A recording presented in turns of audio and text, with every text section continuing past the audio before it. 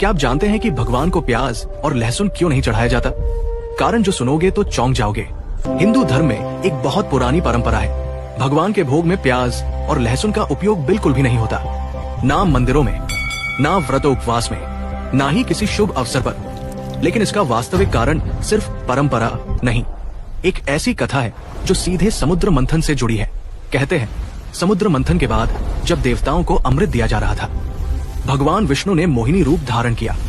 सभी देवता पंक्ति में खड़े थे, लेकिन उसी पंक्ति में छिपकर दो असुर भी बैठ गए, राहु और केतु।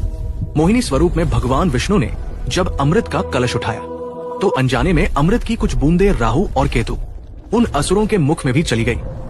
जैसे ही भगवान विष्णु को उनका छल समझ आया, उन्होंने तुरंत उनका सिर अलग कर दिया। अमृत उनके मुंह तक तो पहुंच गया था, लेकिन गले तक नहीं उतरा।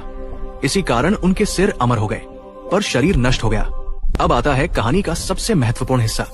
कहा जाता है कि जब उनके कटे हुए सिर भूमि पर गिरे तो अमृत की कुछ बूंदें भी पृथ्वी पर गिर पड़ी। इन्हीं बूंदों से प्याज और लहसुन का जन्म माना जाता है।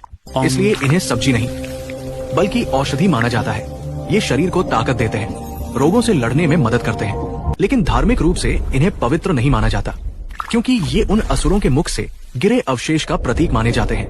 लोक मान्यता ये भी कहती है कि जो लोग प्याज और लहसुन अधिक खाते हैं, उनका शरीर तो मजबूत होता है, लेकिन मन और बुद्धि में तमस बढ़ जाता है, यानी राक्षसी गुण बढ़ने लगते हैं। तो अब आपको क्या लगता है, प्याज और लहसुन खाना चाहिए या नहीं? अपनी सोच नीचे कमेंट में जरूर लिखें। और यदि कथा ने मन को छू लिया हो तो प्रेम से लिखिए, राधे राधे।